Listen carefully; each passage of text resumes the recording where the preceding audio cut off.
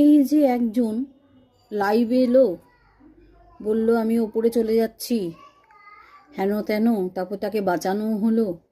এই স্টোরিটা ঠিক আমার হজম হলো না।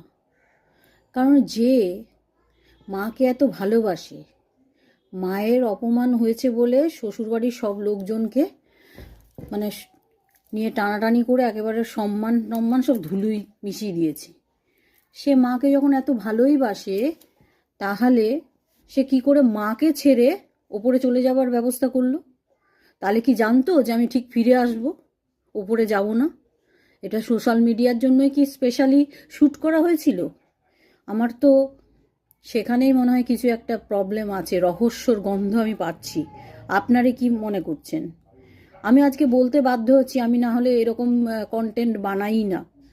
যেখানে যেখানে দেখছি মৃত্যুকে নিয়ে কন্টেন্ট তৈরি হচ্ছে, মান সম্মান কারুর নিয়ে কন্টেন্ট তৈরি হয়ে যাচ্ছে, এগুলো আমি হজম করতে পারছি না। তাই আপনাদেরকে আমি বলছি যে এটা আমার ঠিক হজম হলো না। কারণ খুব এটা ভাইরাল হচ্ছে, মানে কি বলবো, সব কিছু মনে হচ্ছে খুব প্ল্যানিং করে করা। এত প্ল্যান করে করা কন্টেন্ট ছাড়া কি হতে পারে, তাই না? যদি সেটা এত ভালোভাবে সব কিছু হয়, তার মানে এটা একদম কন্টেন্ট তৈরি করার জন্যই প্ল্যানিং করা হয়েছে, তাই নয় কি? আমার তো এটাই মনে হচ্ছে।